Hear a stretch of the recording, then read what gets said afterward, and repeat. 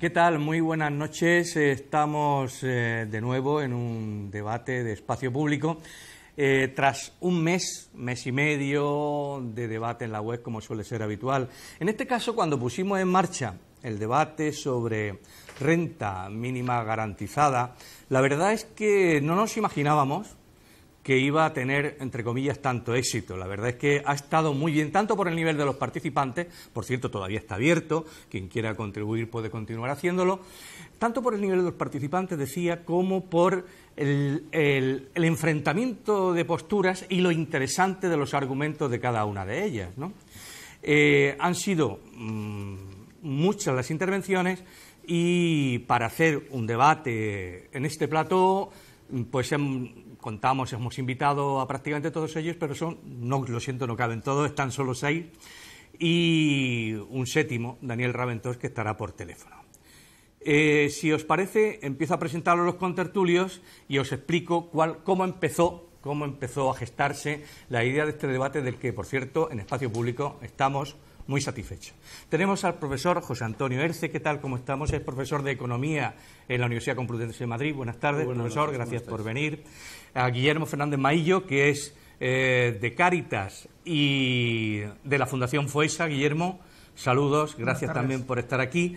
También ha intervenido en el debate que tenemos en nuestra página web, igual que Lluís Torrens, que ha venido especialmente de Barcelona, lo que le agradecemos muchísimo. El señor Torrens es economista y también para que descentralizar dentro de lo posible este tipo de conversaciones, de Navarra ha venido Miguel Laparra, que es profesor de la Universidad Pública de Navarra. Ha hecho mucho hincapié en el matiz, en que precisemos el matiz para que nadie se llame a confusión. Miguel, muy buenas tardes, sí, muchas gracias por estar aquí. Gracias por el matiz también. Bien, María Eugenia Rodríguez Palop, profesora de Filosofía del Derecho y con tertulia habitual fundamentalmente en radio, y que por lo visto se estrena hoy en televisión, ¿no? O por lo menos aquí. Es la primera vez. Muchas gracias por estar aquí. Muchas gracias a ti. Y María Eugenia también. Todos los 6 contertulios que tenemos la fortuna de tener aquí hoy, los 6 han intervenido, como decía antes, en la página web. Todos ellos a raíz de la ponencia de Carlos Bravo, que fue un poco el impulsor, a instancia de nuestro compañero Bruno Estrada, para poner en marcha este debate a propósito de que Comisiones Obreras, a la que pertenece, está impulsando una ILP, ¿no? Así es. Sobre la renta mínima garantizada, que estará en marcha, si todo va bien. ¿Cuándo, Carlos? Bueno, pues en cuanto la Junta Electoral Central habilite los pliegos que tiene que entregar, y espero que sea en las próximas semanas. ¿Vuestro objetivo con poner en marcha esta iniciativa de legislativa popular sobre renta mínima garantizada? Son palabras que hay que explicar y que yo te ruego que me la explique brevemente para saber en qué consiste, entre otras cosas porque sea renta mínima garantizada, sea renta básica, en el fondo se trata de un debate de izquierdas, porque está claro que solo desde la izquierda se puede plantear combatir la pobreza con soluciones que prácticamente han de ser derechos fundamentales, pero que todavía no los tenemos. Para la derecha, simplemente tener una renta básica o tener una renta mínima garantizada no deja de ser estimular la vagancia y no deja de ser propiciar la desmotivación para buscar trabajo. Pero precisamente lo que vamos a hacer aquí es deshacerse en tuerto y, sobre todo, combatir ese tópico. Carlos, por favor. Bueno, es un debate, no sé si decir que es de izquierdas, quizás sí, pero es un debate que confronta con la realidad. Es decir, la realidad de los sistemas de protección social en España es que son importantes, pero no son completos. Y la crisis ha mostrado una insuficiencia agravada de la cobertura de los sistemas de protección social. En España tenemos un sistema de protección al desempleo, tenemos un sistema de pensiones, tenemos contributivo, no contributivo, y tenemos un sistema de rentas de último recurso o rentas mínimas que son competencia de las comunidades autónomas. Pero tenemos un número creciente de personas que ni tienen empleo ni tienen coberturas de protección social, con diferentes orígenes. Unos porque están en situación de exclusión social o de pobreza severa y no tienen acceso siquiera al mercado de trabajo. Otros, muchos, porque habiendo ganado la vida trabajando, han perdido el empleo y han agotado las redes de protección social derivadas de la pérdida del empleo. Hay que tener en cuenta que en este momento 1 de cada 4 personas en paro lleva más de 3 años en paro y la mayoría de ellos están fuera de cualquier red de protección. Estamos hablando de que 1 de cada 2 lleva más de 2 años en paro y, por tanto, hay necesidad de llevar a cabo políticas económicas, de inversión pública, de reactivación de la economía, pero, entre tanto eso da resultado, necesitamos medidas de protección social. Y ahí es donde se inserta esta propuesta de renta mínima garantizada, que lo que viene a hacer es cubrir un vacío de cobertura en el sistema de protección social en España para toda esa gente. Permíteme, para los que somos profanos, que nos centremos con la definición. ¿Renta mínima garantizada o renta mínima de inserción? Bueno, el nombre es lo de menos. En cada comunidad autónoma tiene un nombre. Por definirlo, en España las competencias en esta materia se dividen entre el Estado central, que tiene las competencias en materia de seguridad social, y las comunidades autónomas, que tienen la competencia en términos de asistencia social. Entonces, cada comunidad autónoma ha creado una renta de último recurso para aquellas personas que carecen de otros medios y le han puesto un nombre distinto. Por tanto, lo de los nombres es mejor no entrar mucho en ello, porque la imaginación es enorme. Nosotros le llamamos renta mínima garantizada. ¿Qué es lo que queremos decir con esto? Realmente la propuesta se llama propuesta de ingresos mínimos, es como se llama en la iniciativa legislativa popular. Pero se está hablando de que todas aquellas personas que o no tienen otra renta, o su renta está por debajo de un umbral mínimo, que ciframos en 5.837 euros anuales por persona, deben tener una prestación económica que a su vez acompaña a otra serie de medidas de inserción social y laboral, pero una prestación económica que les permita acompañar ese proceso. En el debate que hemos mantenido en la página web, rápidamente entró al quite, apenas publicamos la ponencia de Carlos Bravo, Daniel Raventós, que es el presidente de Red Básica, presidente de Renta Básica.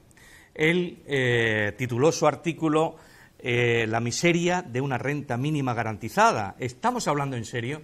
Fue desde el primer momento muy beligerante con la idea de renta mínima garantizada, y como no hemos podido tener la suerte de tenerlo hoy aquí, creo que vía telefónica en este momento podemos contactar con él. Daniel, ¿nos está escuchando? Perfectamente. Buenas tardes. ¿Qué tal? Muy buenas tardes. Frente a lo que acaba de exponer Carlos Bravo, ¿cuál es su posición? Bueno, si lo tengo que decir en pocas palabras, poco podría añadir a lo que ya expliqué en aquel artículo. Un desastre.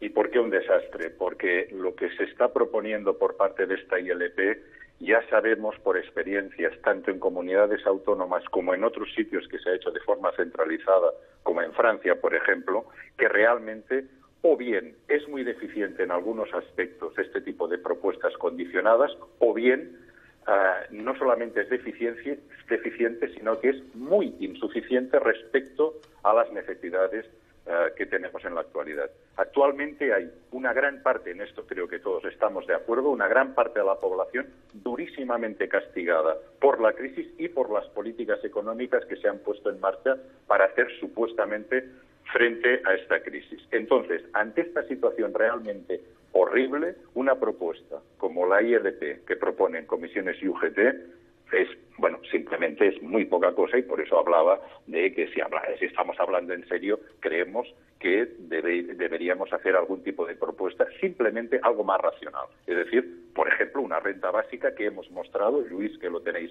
aquí en el plató, Jordi Arcarons, que no está, yo mismo hemos hecho un proyecto de financiación que claramente puede mostrarse que una renta básica es posible mediante una reforma del IRPF y otras cosas. Es posible financiar una renta básica para toda la población adulta de 7.500 euros anuales, algo superior a esta ILP, entre otras cosas porque estamos hablando del umbral de la pobreza, y un 20%, un 30% de esta cantidad a los menores de edad de 18 años. Esto es posible mediante una gran redistribución de la renta del 20% más rico al resto de la población. Permítame, Daniel, discúlpeme, permítame, si le parece, como veo que hay buena comunicación telefónica, podemos establecer una conversación, porque yo creo que aquí, entre los contertulios de la mesa, hay algunos que no mantienen la misma posición que usted, están alineados también con lo que defiende Carlos Bravo, como creo que Miguel Laparra, ¿no? O por cualquiera supuesto, de ustedes que esté, también, por si quieren entrar en debate con usted o tienen algo que preguntarle o que matizarle, si no le importa. Me parece que solamente Luis está de acuerdo en este debate conmigo. Vamos a verlo. ¿Tenéis alguna pregunta para el señor Raventós? Si no, se la hago yo. Bueno, preguntas, yo tendría una observación que decir. Yo creo que no es correcto plantear el debate en términos contrapuestos. A mí me parece que la propuesta de renta básica, que quizás para que todo el mundo lo entienda supone darle ese dinero básico a todas las personas, independientemente de su nivel de ingresos, es decir, también a las personas ricas o a aquellos que ahora mismo no lo necesitan. Es una propuesta que está muy bien orientada por un gran principio de la construcción del Estado de Bienestar, que es el principio del universalismo, ¿no? Con el que seguramente se han construido los mejores modelos de Estado de Bienestar y lo mejor de los modelos de Estado de Bienestar que tenemos.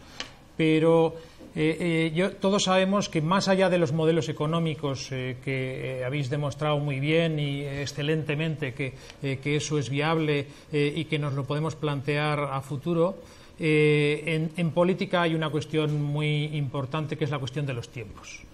Y creo que todos somos conscientes de que un modelo audaz como un sistema de renta básica universal no se construye en un día, que eso hay que construirlo poco a poco a través de determinados avances. Y a mí me parece que ahora mismo el tiempo esencial es el tiempo de la pobreza severa.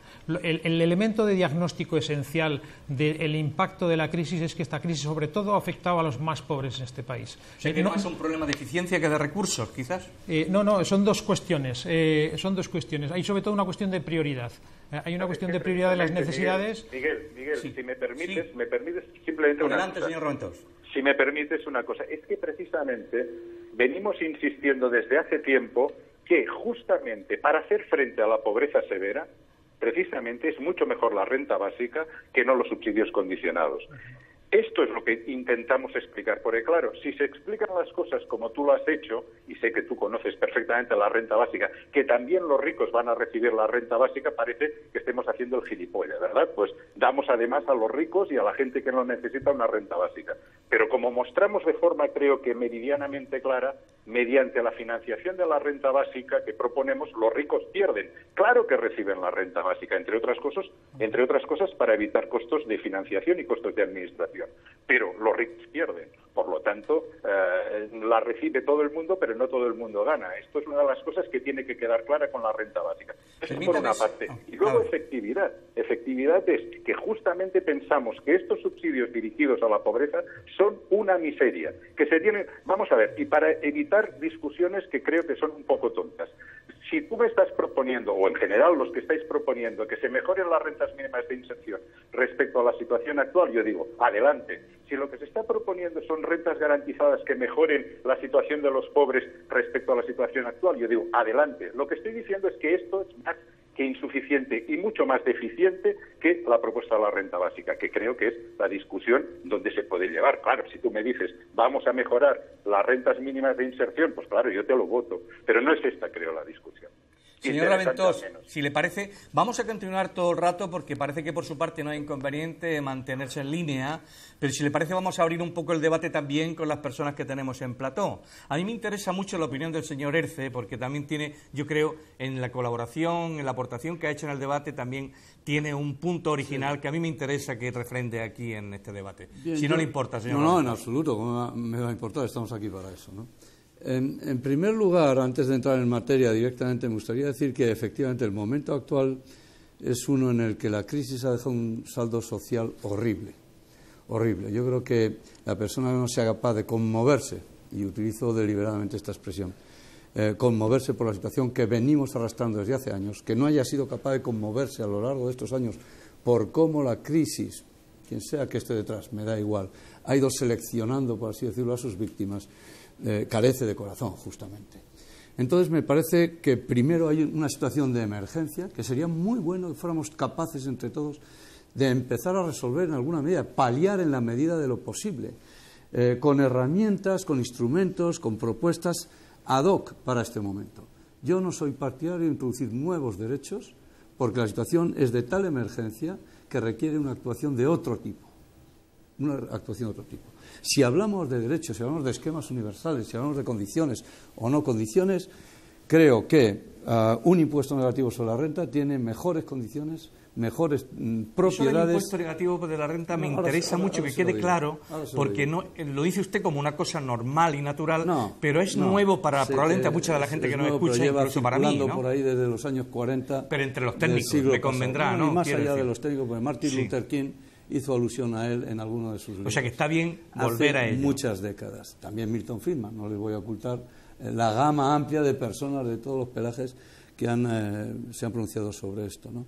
Y reúne condiciones que uno encuentra entre un esquema de renta básica y un esquema de renta mínima de inserción condicional, porque a la vez es condición, pero es una condición continua, que no es una condición todo o nada, que disuade a muchas personas de acogerse a un trabajo, a una renta laboral, porque a lo mejor no es mejor que esta prestación universal que pudiera recibir bajo este esquema. Y entonces ese incentivo todo o nada es muy malo. Yo soy más partidario de que los incentivos operen en un continuo, ¿no? De manera que, oye, si a ti te faltan 10 euros para completar un nivel de decencia, sean esos los que te den. No tires por la borda a todos los demás para que te den todo lo que se supone que es un nivel mínimo, ¿no? de renta. Yo creo que estimular a las personas a que per se abandonen situaciones de pobreza en la medida de lo posible está tan bien como ayudarlas a solventar una situación de pobreza más o menos duradera. Desgraciadamente la pobreza se hereda, y no somos muy conscientes de eso, y habría que intervenir por otras vías mucho más estructurales y de medio y largo plazo. Y por lo tanto el impuesto negativo sobre la renta, que no es más que definir un mínimo exento por debajo del cual todos los que ganen, por debajo del cual recibirán el complemento a ese mínimo, que puede ser perfectamente los 7.000, los 8.000, los 9.000, los 10.000 euros al año que digamos, por persona, o los X miles por familia, porque aquí hay una cuestión muy importante. Estamos hablando de personas o de hogares, estamos hablando de chicos de hasta, no lo sé, el aspecto etario de edad no deja de ser muy relevante. Y quienes estén por encima de ese mínimo empiezan a pagar por el exceso, de ese mínimo exento, empiezan a pagar por el exceso. Ricos, pobres o medio pensionistas. Es un esquema que se puede hacer tan progresivo como queramos, siendo un esquema a tipo único, como lo es en esencia, y además, bueno, pues baste donde situamos el mínimo exento para dotarle de más o menos progresividad. Tenemos un abanico que se va abriendo de posibilidades. Lo que está de trasfondo es una urgencia absoluta en solucionar tanto los niveles de desigualdad como los niveles de pobreza, y sobre todo que esto que aquí estamos hablando sea lo más comprensible posible para los profanos, entre los que me incluyo, o entre aquellos que no siendo profanos no son exactamente técnicos, de lo que estamos hablando con nuestra compañera María Eugenia Rodríguez Palop, que es profesora de Filosofía del Derecho, ¿no? Así es. Y que desde esa perspectiva que dota no estar todos los días en este tipo de debate, ¿cuál sería, ha habido la ponencia con la que ha aportado a la web su punto de vista, cuál sería el resumen de cómo ve usted todo este debate? Pues claro, yo soy en este ámbito una rara avis, ¿no? Porque no soy economista y yo todavía estoy en la fase de preguntarme acerca de si es o no deseable la renta básica y no tanto acerca de si es o no viable, que es un poco el debate que se ha generado en la web, ¿no? A mí me cuestiona respecto de la condicionalidad, y esto sí me gustaría planteárselo también a Daniel Raventós, ¿no? Me cuestiona la conceptualización que se hace aquí de lo que es o supuestamente va a ser un derecho fundamental, porque se establece una desvinculación absoluta entre derechos y necesidades, algo que solamente sucede en la órbita liberal.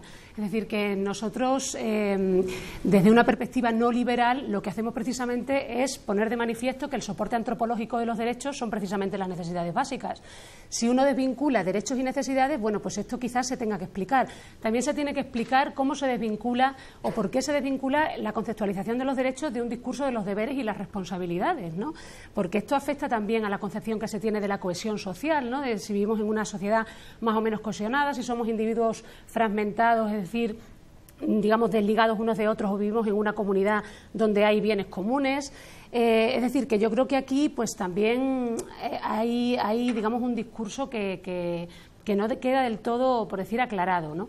En este ámbito, precisamente, o por lo que se refiere a la desvinculación entre derechos y responsabilidades, surge lo que, por supuesto, la gente de la red de la renta básica ha respondido muchas veces, aunque yo no sé si de forma satisfactoria, la objeción del ocioso, ¿no? Del gorrón, ¿no? Pues bueno, yo recibo una renta y me aprovecho, digamos, porque bueno, del trabajo de otros y tal. Bueno, esto yo sé que es una objeción clásica, pero a mí me ha sorprendido mucho, quizás, un tópico, ¿no? Sí, pero a mí me ha sorprendido mucho. Surfista de Malibu. Sí, en el ámbito de la renta básica me ha sorprendido mucho el optimismo antropológico, ¿no?, que tienen, ¿no? Porque bueno, ellos presumen que esto no se va a dar, que los freeriders o bueno, pues esto van a ser es algo como completamente marginal, ¿no? Es un optimismo antropológico que, sin embargo, por ejemplo, cuando se habla de una asignación patrimonial, es decir, bueno, pues vamos a dar todo el dinero de golpe, pues algunos defensores de la renta básica como Van Paris te dicen no, esto no, porque claro, puede ser que la debilidad de la voluntad pues lleve al individuo a gastarse todo esto, ¿no?, en lugar de pensar en su futuro. Bueno, pues si el individuo es un individuo responsable y tenemos ese optimismo antropológico, ¿por qué no una asignación patrimonial? En fin, a mí la conceptualización que se hace del derecho a la renta básica me resulta chocante desde una perspectiva de los derechos humanos que no sea estrictamente liberal, claro. ¿Pero sí por la renta mínima garantizada? Bueno, creo que es otra cosa, porque en este caso se establecen condiciones, hay una vinculación clara entre el derecho y la necesidad, es decir, porque se habla de personas necesitadas, y también hay responsabilidades, se exige al individuo. Estoy viendo la cara del señor Torrens Bueno, y creo esto, que quiere replicar, sí, y aunque usted ha aludido fundamentalmente al señor Raventós, que en la línea está el señor Torrens, con permiso, señor Raventós. Yo creo que Daniel lo responderá mejor, pero esto de tenerse que declarar pobre para recibir una renta en pleno siglo XXI me parece absurdo, ¿no? Y yo creo que ahí está, digamos, el fundamento esencial, ¿no?, el fundamento esencial de la renta básica, ¿no? Igual que no te tienes que declarar pobre para recibir asistencia médica, o no tienes que declararte pobre para que tus hijos vayan al colegio, ¿no? Estamos hablando de derechos que yo creo que tenemos que ir avanzando. O sea, la clave es entender de una vez que estamos hablando de un derecho y no de cubrir una necesidad. ¿No es eso? Exacto. La diferencia es esta, ¿no? Se desliga entonces el concepto de derecho del concepto de necesidad, que es lo que precisamente a mí me parece que hay que explicar. Bueno, sí, me parece perfecto, pero luego hay elementos de eficiencia, ¿no? Tenemos pruebas, ¿no?, fehacientes de que los sistemas de rentas mínimas garantizadas o rentas condicionales no llegan a todo el mundo, ¿no? Y voy a poner el ejemplo más conocido, quizás, o más conocido cercano, es encuesta de condiciones de vida de la provincia de Guipúzcoa. Guipúzcoa es la segunda provincia más rica de España después de Álava. Tienen la renta de ingresos, que es el equivalente a la renta mínima de inserción, más elevada de España, es la renta del País Vasco, en donde por lo menos pagan el equivalente al salario mínimo, y luego tienen unas rentas adicionales si trabajas, etcétera. En la última encuesta que se ha publicado, que hicieron un estudio en profundidad de los pobres, se demostraba que tendrían que haber incrementado un 50% el número de beneficiarios para que todo el mundo que tenía derecho objetivo, ¿no?, de percibir esa renta llegara. ¿Y por qué no llegaban? Pues por múltiples razones. Por razones de desconocimiento, por razones de falta de educación, por razones de estigmatización. A la gente le da vergüenza declararse pobre, ¿no? Por razones de burocracia, ¿no? Es increíble, ¿no?, la cantidad de papeles y formularios que tienes que hacer para declarar que eres pobre. Es una cosa que no acabas de entender, ¿no? Entonces, la propia red, ¿no?, la propia red europea antipobreza, que está haciendo un estudio, ¿no?, y acaba de publicar algunos informes, ¿no?, demuestra, ¿no?, que en todos los países donde se ha analizado, que entre el 20 y el 75% de la gente que necesita esta renta no la percibe. Sencillamente no llega. Entonces es más fácil, ¿no? Entendemos que es más fácil a través de una nueva fiscalidad, ¿no?, que incluya una renta básica, llegar a todo el mundo que lo necesita, ¿no? Y ahí está. Hablaba usted. Este es el impuesto negativo sobre la renta. Más o Que menos. la agencia tributaria los cace a todos, sea para sacarles del bolsillo derecho, sea para ponérselo en el bolsillo Correcto. izquierdo. Y respecto- Todos, porque ese aparato administrativo ya existe. Exacto. Será más o menos caro o barato de funcionar, pero ya existe. Por eso nuestra y propuesta- por muy poco dinero extra gestionamos un esquema maravillosamente Por eso la eficaz. propuesta nuestra es que la renta básica se pague a través de, si cobras una nómina, a través de la nómina, si cobras una pensión, a través de la pensión, si cobras un Pues si subsidio cobras de una desempleo, pensión, ¿para qué necesitas una renta? depende si de la estás cantidad. por debajo del depende de la mínimo cantidad. exento, Exacto, claro. exacto. Me interesa si Guillermo, que es de Cáritas y de la Fundación FOESA, comparte la reflexión de Torrens de que cuesta mucho trabajo demostrar que se es pobre. Hombre, ya me gustaría a mí que en el resto de las comunidades autónomas de España tuviéramos las prestaciones que tiene el País Vasco.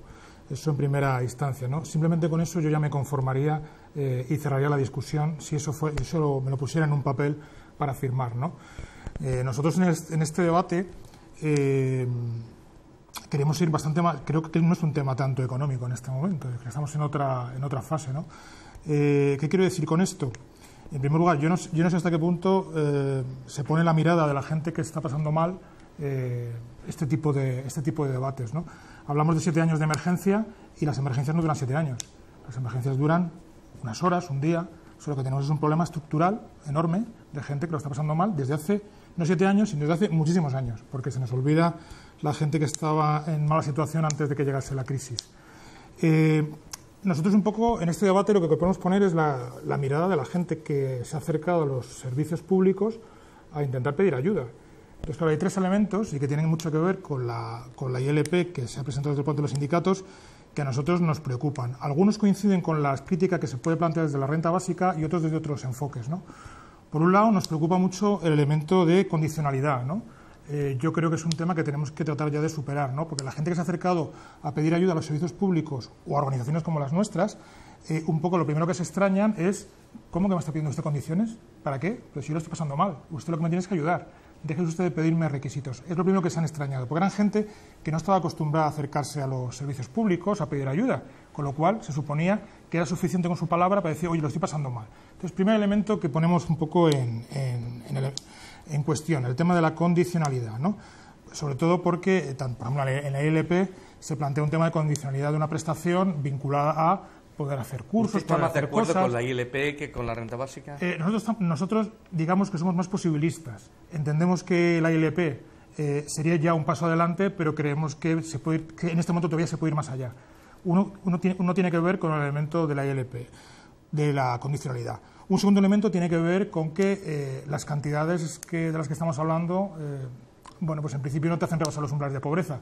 Con lo cual ahí tenemos una dificultad enorme y ese es un segundo elemento que la gente comenta. Yo me acerco a pedir ayuda, pero lo que me ofrecen está por debajo de siquiera lo que se puede percibir para conseguir una persona pobre en este país.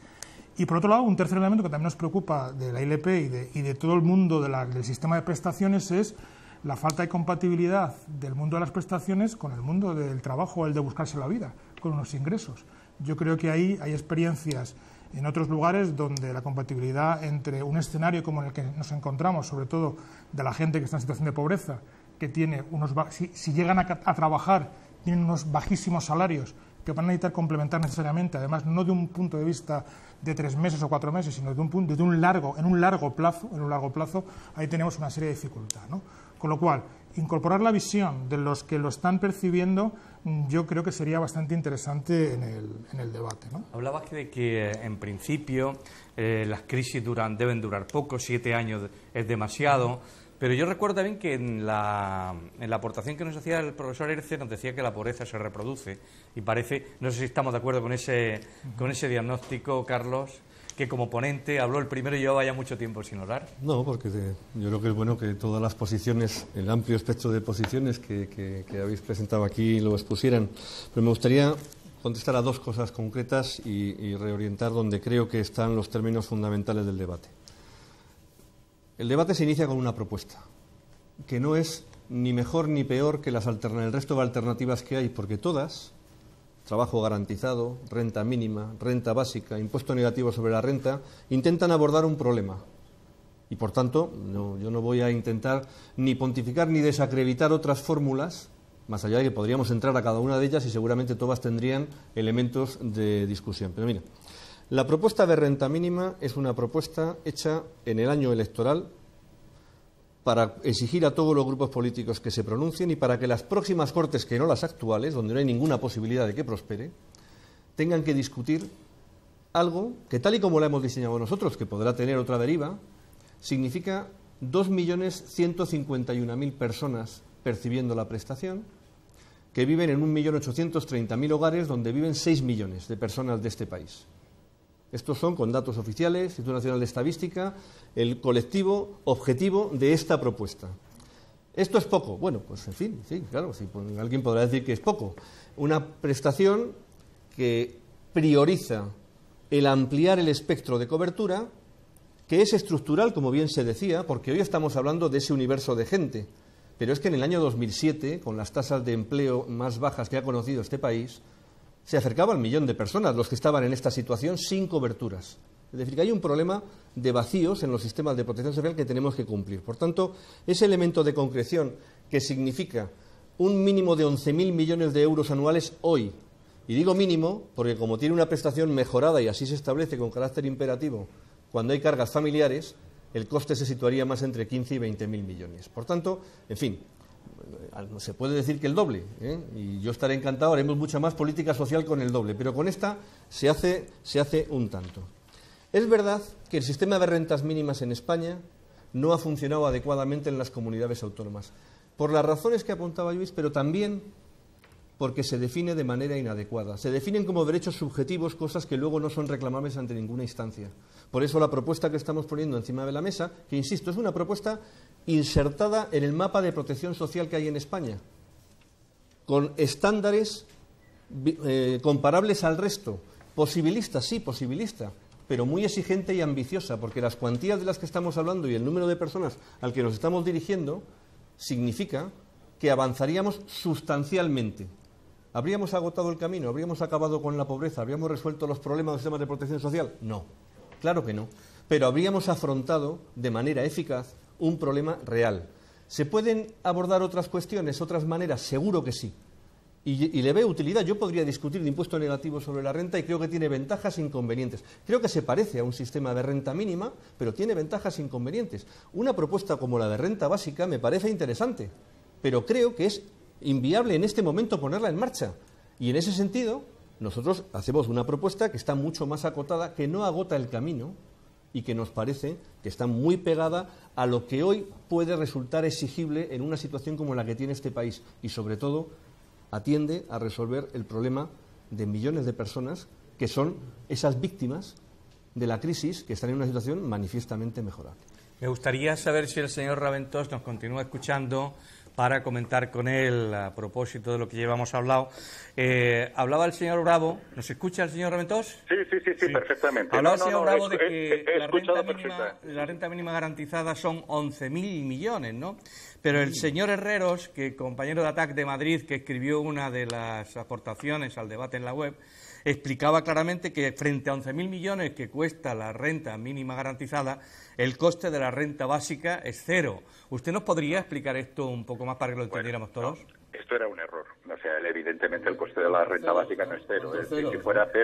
Si fuera cero sería una maravilla que lo explicaba argumentando que se trata de redistribuir el IRPF, claro. Sí, no, evidentemente. Pero esto, mira, os lo dejo para Luis porque os hará algunos números muy concretos. A mí, si me permitís, haría referencia, claro, como el debate ha sido tan interesante y ha habido tantos aspectos, a una cosa que ha dicho María Eugenia Palop, ¿no? Creo que se llama. Sí. Que era sobre aspectos de filosofía política. Y esto sí que creo que vale la pena responder porque nadie más se ha referido a ella, ¿no? Y esto voy a ver si lo puedo decir en pocas palabras. Hace poco participé en un debate con este hombre de la escuela austríaca, Rayo, ¿no? Juan Ramón Rayo, creo que se llama, y este hombre precisamente ha escrito un libro que, como no, como buen liberal, se llama Contra la renta básica, ¿no? Entonces, a diferencia de la renta básica, él es un firme partidario de la renta mínima de inserción porque uno de sus maestros, von Hayek, es un también defensor de la renta mínima de inserción, reciba el nombre que reciba, pero en cualquier caso condicional. Lo que me quería referir es la idea esta que ha dicho María Eugenia sobre que es una idea muy liberal lo de la renta básica. Es curioso y esto es una muestra más del gran desconocimiento todavía que existe sobre lo mucho que se ha escrito sobre la renta básica. Vamos a ver, la renta básica hay algunos autores que precisamente la intentan justificar filosóficamente política desde el punto de vista de la vieja y milenaria libertad republicana que no liberal. Es decir, nadie es libre si no tiene la existencia material garantizada. Es decir, ya remontándonos incluso a épocas como la de Aristóteles, un republicano que no era precisamente democrático porque él era más partidario del gobierno de los ricos de forma moderada, pero la idea es muy simple. Una persona no puede ser libre si no tiene la existencia material garantizada. Por lo tanto, la sociedad debe garantizar esta existencia material a toda la sociedad. Entonces, una de las cosas que creo que alguien se ha referido, no recuerdo el nombre porque al no estar aquí presente no tengo las caras ahora mismo, pero una de las cosas que creo muy interesantes relacionadas, aunque sea indirectamente con lo que ha dicho María Eugenia, es esta idea. Decía, todas las propuestas intentan acabar con la pobreza, se llamen rentas mínimas de inserción, se llamen garantizadas, se llame renta básica, se llame lo que se llame.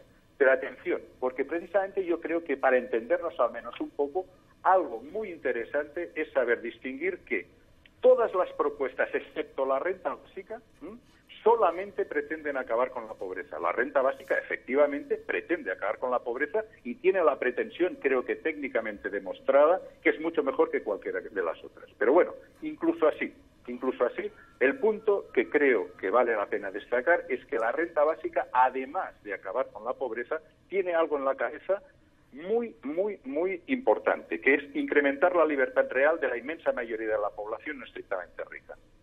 María Eugenia, si le parece, María Eugenia quiere contestarle. No, solamente un matiz. En primer lugar, yo no he dicho que la propuesta de la renta básica sea liberal. Además, conozco, digamos, diferentes posicionamientos al respecto y sé que no es estrictamente liberal.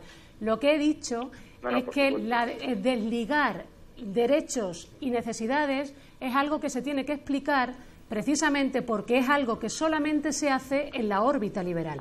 No he dicho que la renta básica sea una propuesta liberal. En segundo lugar, respecto a la libertad como no dominación, a la que te has referido, yo soy republicana y conozco perfectamente el republicanismo. De hecho, dediqué una buena parte de mi tesis doctoral a eso. Y la libertad como no dominación que se plantea en la renta básica es más kantiana que rusoniana. Eso también lo digo en mi intervención. No todos los republicanos plantean la libertad como no dominación de la misma manera. Y a mí me parece que tal como se plantea en la renta básica se aproxima más a Kant que a Rousseau, que son dos tradiciones en filosofía política bien diferentes. Esto lo quiero aclarar porque no basta con hablar de la libertad como no dominación o del republicanismo, ¿no? En cuanto al derecho a la asistencia o a la subsistencia, termino solamente. Evidentemente, creo que el derecho a la asistencia o a la subsistencia se puede defender y se defiende, de hecho, desde diferentes plataformas. No solamente es, por decir, un patrimonio de la red de la renta básica. Esto también lo tengo que decir porque en el caso del empleo garantizado también se habla del derecho a la existencia. Déjale que te replique. Sí, por supuesto. Señor Roventós. Sí, sobre lo que nosotros no tenemos el patrimonio de la existencia material, no tengo ningún tipo de duda. La renta básica es muy humilde como para tener este patrimonio. Pero vamos a ver, cuando tú te refieres a la libertad como no dominación, aunque yo creo que ahora ya empezaríamos a tocar aspectos que no sé si son del todo interesantes en un debate de este tipo, cuidado, porque tú te estás refiriendo a libertad como no dominación solamente en la interpretación que hace Philip Pettit de la libertad republicana. Pero yo me he referido a la libertad republicana en la vieja tradición milenaria, pues que va de Aristóteles, pasa evidentemente por Kant y por Robespierre y por tantos otros, entre otros muchos Marx. Marx es imposible de entender si no es bajo la tradición republicana, pero la idea es muy simple, nadie es libre y por lo tanto no me hables de necesidades, no me hables de otras historias, nadie es libre si no tiene la existencia material garantizada. Y cuando hay poderes privados sigue diciendo la vieja tradición republicana. Y cuando hay poderes privados inmensos que son capaces de atentar contra la existencia material de millones de personas, como actualmente las grandes transnacionales, la libertad de estas personas está completamente condicionada o está completamente amenazada. Este es el punto, yo creo. Y la renta básica... Permítanos que aquí en la mesa también intervengan. El señor Laparra quería puntualizar algo, luego te doy a... Y el señor Erce. Sin ánimo, evidentemente, de cortar el debate, pero sí que me gustaría tratar de reenfocarlo un poco. Yo insisto en que no hay contradicción entre lo que ahora se propone como una ILP y un objetivo de renta básica. Por eso decía en mi aportación al debate, el debate no es la renta básica en este momento, el debate es si hay que hacer una iniciativa legislativa popular para poner en marcha un dispositivo que garantice derechos a aquellos que ahora mismo necesitan dinero urgentemente. Ese es el debate urgente que hay que tener en este sentido. Y a mí me parece que hay por lo menos 2 o 3 ideas importantes en torno a esto, y les digo muy brevemente. Primero, me parece muy difícil de asumir que sea un estado de bienestar más débil y que ha demostrado tremenda ineficiencia en la reducción de la pobreza, justamente aquel que logre en muy poco tiempo transformar radicalmente con una iniciativa como la renta básica. Lo que me parece más interesante es dar pasos muy en la línea de garantizar derechos sólidos para los ciudadanos. Y pongo 2 cosas que habría que poner de la mesa muy claramente. El derecho de todos los que lo necesitan a unos ingresos decentes. Lo de mínimos me parece que también puede dar lugar a malos entendidos. En segundo lugar, me parece que tendríamos que pensar también en un derecho universal, ese sí, por ejemplo, y eso sí que lo admitiría claramente la población, por ejemplo, para todos los menores de edad, porque hay un elemento de reproducción social y de corresponsabilidad del conjunto de la sociedad para criar y mantener a todos los menores. A mí me parece que eso es tremendamente importante. Pensar la renta básica es un objetivo a futuro, la forma de conseguirlo no es un decreto de hoy para mañana, es construir avances sólidos en el estado de bienestar. No saben cómo le agradezco que vayamos siendo cada vez más breves, porque se va el tiempo mucho más rápido de lo que quisiéramos. Señor Erce, muy rápidamente, un par de cuestiones que me han suscitado los comentarios que se han hecho, ¿no? Carlos Bravo ha mencionado cifras, 11.000 millones, 15.000 millones, 20.000 millones, y además ha tenido la delicadeza de no decir cómo se van a financiar, porque él también podía haber dicho que cuesta 0 su propuesta, porque 15.000 por un lado menos 15.000 por otro, a saber de dónde los íbamos a sacar o a qué marciano se los íbamos a quitar, pues hacen 0. He oído 0 referido a la renta básica, pero me preocupa el minuendo y el sustraendo. Es decir, el minuendo deben de ser unos pocos cientos de miles de millones, si nos ponemos estupendos. A ver el señor Turén que lo explique ahora, y el sustraendo debería ser otro tanto, porque si no, no sale 0. Y luego quiero hacer alusión a otra cuestión que me parece verdaderamente esencial. Hay que aplaudir una ILP.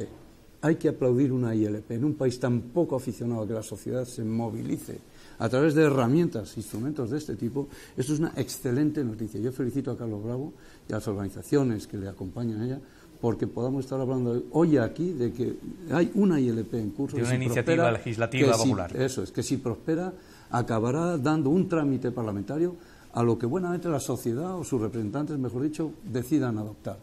Ojalá las ILPs fueran más frecuentes. Ojalá, además de ILPs ante el Parlamento, tuviéramos acciones populares, class actions, ante los jueces. Bueno, ha matizado que hay que esperar a que venga otro gobierno, porque con este no hay ILP que valga, ¿no? Eso no es cuestión de gobiernos ni de parlamentos, es cuestión de ir a los jueces directamente cuando los ciudadanos se sienten concernidos por ataques a su... en fin, a aquello que pudiéramos decir la buena ciudadanía, ¿no? Por ejemplo, en materia de regulación de sectores productivos. ¿Cómo se financian las cosas?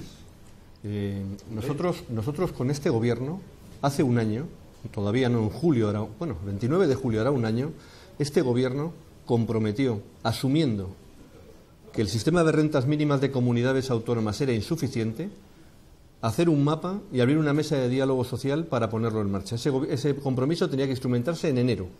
Se ha incumplido. Y por eso está esta ILP en marcha. Y por eso se la hemos enviado al Gobierno y le hemos dicho: lo que no has desarrollado y comprometiste a hacer está encima de la mesa, y si no lo haces tú, lo van a discutir las próximas Cortes. Porque si nosotros vamos a meter a debate público para que al menos 500.000 personas avalen esto y nos permitan entrar en las Cortes Generales. Pero yo me gustaría hacer un matiz muy importante. Las cosas hay que financiarlas, porque los recursos son limitados, aunque hagamos una reforma fiscal como la que hemos propuesto nosotros. Aquí venimos del lado del gasto hoy, pero tenemos una propuesta fiscal desde el sindicato, como hay otras propuestas de rentas mínimas desde la propia Fundación FUESA en el año 2009, y creo que la van a reeditar ahora, como desde la Red Española de Lucha contra la Pobreza, que todas van en una dirección similar. Pero yo me gustaría hacer un matiz. Hoy se está hablando, es un problema de prioridades. Las prioridades las define en cada momento quien tiene la responsabilidad de tomar decisiones.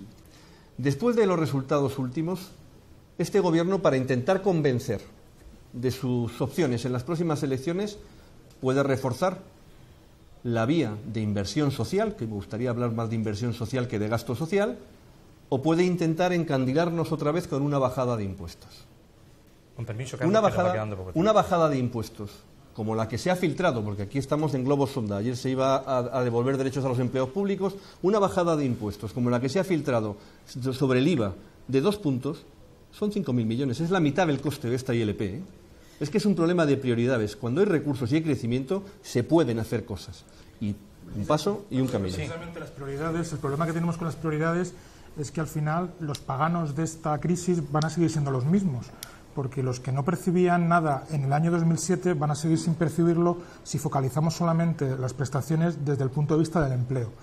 Y es verdad que el colectivo en situación de exclusión es inferior numéricamente, cuantitativamente, que el colectivo que no tiene empleo, pero estamos siempre haciendo de paganos a los mismos. Entonces, la prioridad, desde nuestro punto de vista en este momento, son aquellos que verdaderamente han perdido casi un 30% de niveles de renta en a lo largo de 7 años de crisis, que son el 20% más pobre de nuestra sociedad.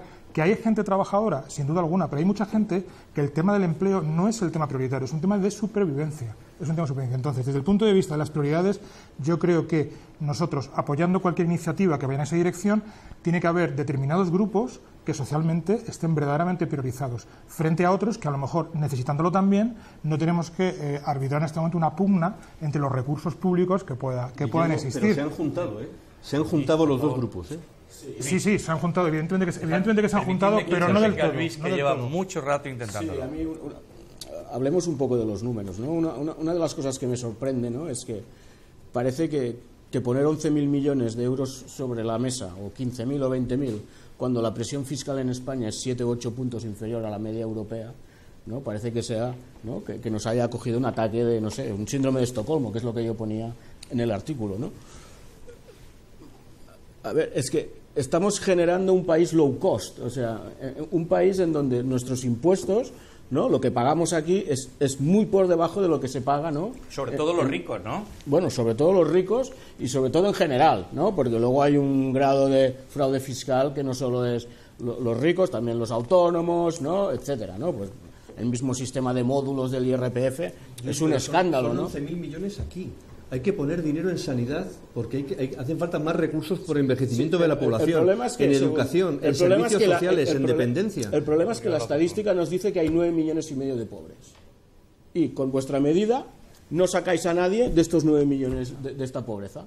Los dejáis a 200 euros al mes de la pobreza. Con 423 os quedáis, ¿no?, son 5.000 y pico euros, cuando el umbral de la pobreza, el último número que ha salido, son 7.900 y pico euros. Entonces no entendemos, ¿no?, porque no poniendo un poco más, ¿no?, podríamos llegar por lo menos a cumplir el nivel estadístico, que ya sabemos que no es el nivel que garantiza que la gente no tenga privaciones, ¿no? ¿Cuáles son nuestros números? Nuestros números nos dicen que una renta básica individual equivalente al nivel de la pobreza, con los datos del 2010, ¿no?, costaba aproximadamente 34.000 millones de euros individual. Ahora, si lo hacíamos a nivel de hogar, ¿no?, que es como se calcula el umbral de la pobreza, de riesgo de la pobreza, el coste eran 20.000 millones, 20.700 millones. 20.700 millones ya estamos prácticamente en vuestros niveles. Si además esto lo combinábamos con políticas de reducción del tiempo de trabajo, con reparto, etcétera, resulta que esto nos costaba 18.000 millones, porque además había un ahorro en otro tipo de prestaciones de desempleo. Entonces, decir, hombre, dice, plantearnos una cosa que no vamos a llegar a ningún sitio, sí, vamos a hacer un avance, es obvio, ¿no?, vamos a eliminar la pobreza severa, pero pudiendo poner un poco más, ¿no?, a través del IRPF o cualquier otra medida de incremento de la fiscalidad, a través de pues dejar, ¿no?, el impuesto de sociedades que vaya cayendo como está cayendo, recuperar cierta armonización en el impuesto de sucesiones y donaciones, una lucha contra el fraude, etcétera, ¿no? Hay un montón, ¿no?, de medidas, ¿no?, que se podrían hacer. Y lo comparto, pero es que tenemos una presión fiscal inferior en términos efectivos, porque en España tenemos un problema de elusión fiscal y un problema de fraude importante. Tenemos menos presión fiscal que en Europa y menos gasto social que en Europa. Pero no sinceramente, permíteme que dude que las cuantías son las que dais, aunque sería un debate mucho más profundo. Son los números que hemos hecho con la reforma fiscal que nosotros proponemos va en línea de lo que estás planteando en sociedades, en rentas de capital, renta del trabajo, pero de lo que se trata es de que definamos cuestiones que atiendan las necesidades que están sin atender. Porque, sinceramente, crear una prestación que permite que una persona que tenga ingresos privados, sin límite, perciba una renta pública. Es que ahí está el engaño. Una renta pública y que su madre... Es que tú te crees que ahora ya no lo hace. Es que cuando el señor Amancio Ortega dona 30 millones de euros a Cáritas y se deduce el 10% de 3 millones, resulta que este señor acaba de cobrar vía Yo no quiero hacer demagogia con Amancio Ortega. No quiero hablar de Amancio Ortega. Miles de rentas básicas. Te pongo un ejemplo mucho más claro. Que se las hemos entregado a nosotros. Yo es un ejemplo mucho más claro. Cualquier persona con una renta media procedente de ingresos privados recibiría una renta básica y su madre con una pensión de 900 euros no la percibiría porque estaría por encima del nivel de renta. Son elementos que requieren, que no digo que no sean interesantes, que lo son, sobre un modelo de protección social distinto, pero que requieren, lo decía Miguel muy bien, tiempo. Y requieren modificar muchas estructuras de la sociedad. Entonces, y nosotros necesitamos atender necesidades. Podemos discutir si el sistema de la seguridad social, tal como está montado, en donde cada vez más el peso de las prestaciones no contributivas y del esfuerzo que se paga a través de impuestos, es donde tenemos que evolucionar. ¿O queréis seguir pensando en que la seguridad social tiene que ser un modelo cerrado, en donde haya los que trabajan, que tienen derecho a prestaciones, y los que no van a trabajar, discutimos esto, que no tenemos a millones de personas sin protección. Por eso proponemos a esa gente. Por eso pero tú me estás discutiendo que resulta que la señora de 900 euros se va a quedar igual.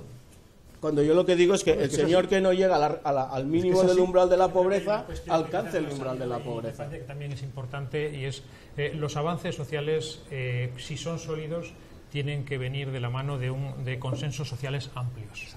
Ahora mismo, en torno a construir un derecho a unos ingresos decentes para todas las personas que lo necesitan, se puede construir un consenso social amplio.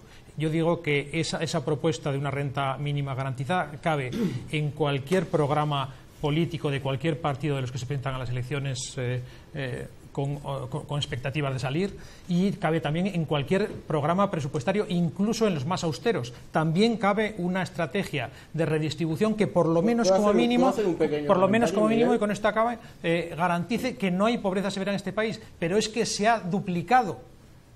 Es que se ha duplicado en estos años y no podemos ser ciegos a esta realidad y seguir discutiendo sobre qué haremos dentro de 20 años cuando consigamos convencer a todo el mundo en montar el sistema de renta básica. Que le acaban de encargar el programa económico del Partido Socialista para las próximas elecciones, en el año 2003 defendió la renta básica.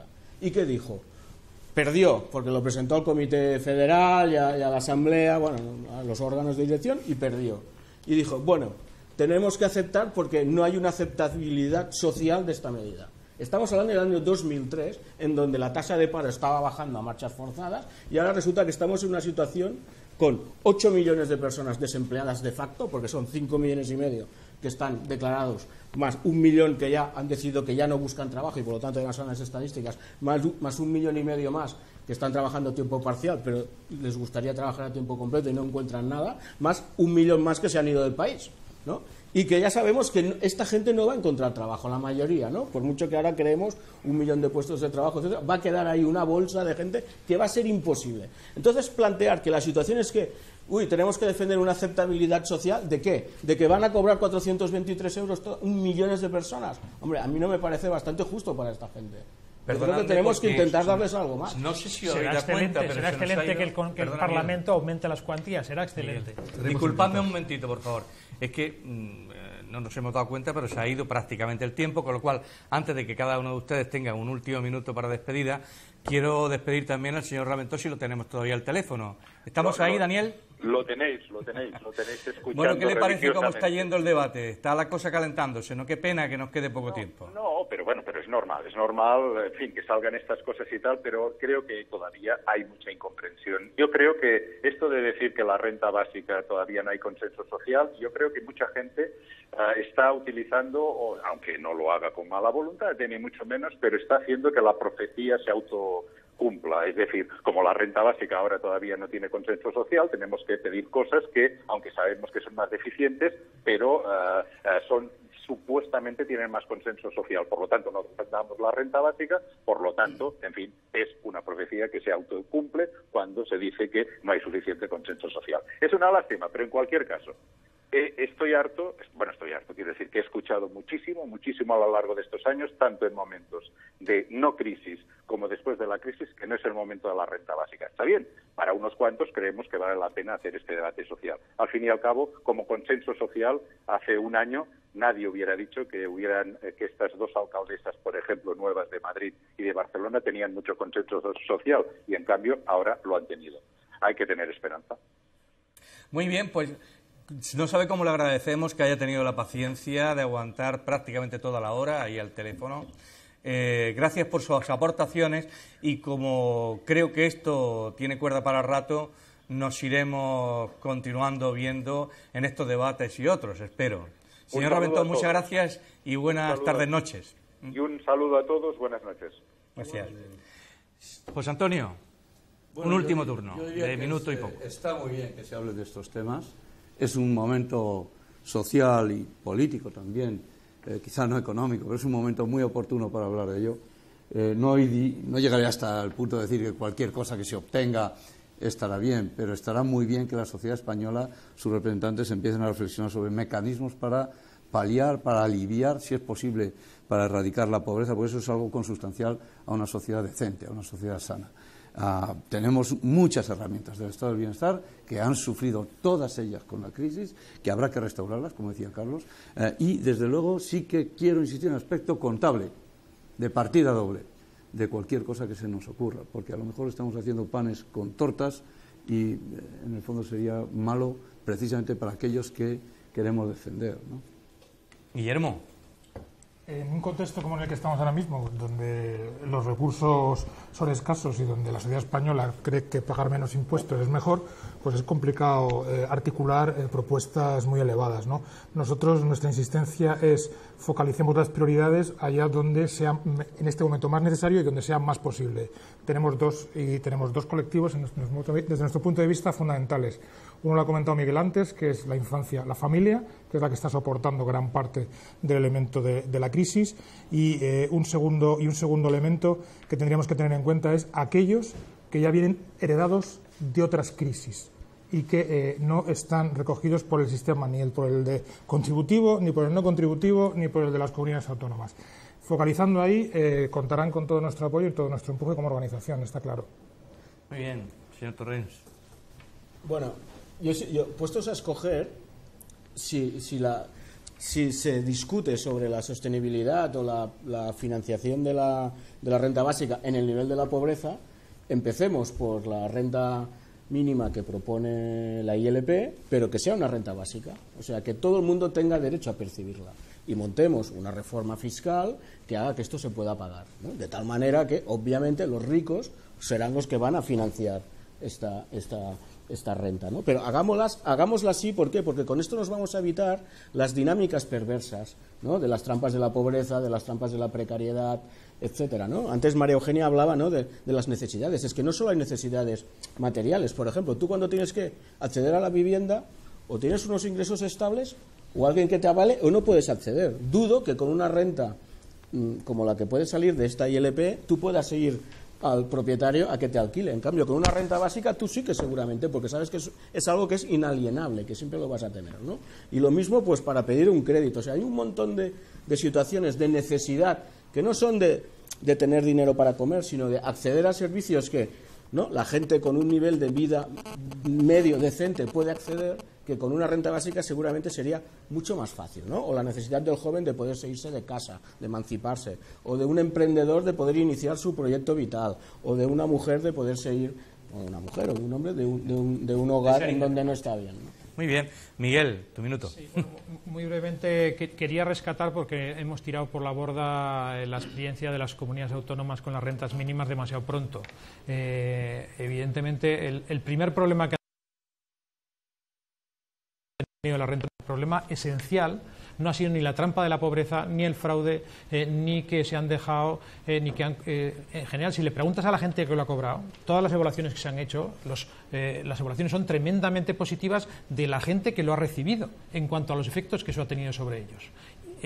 El problema esencial ha sido de cobertura. En la mayor parte de las comunidades autónomas la cobertura no ha llegado ni al 10% de lo que hubiese hecho falta. Eso es lo que hay que resolver de forma inmediata y tendremos un buen sistema de garantía de mínimos equiparable al que hay en toda Europa, que nadie en ningún país se ha planteado desmontar.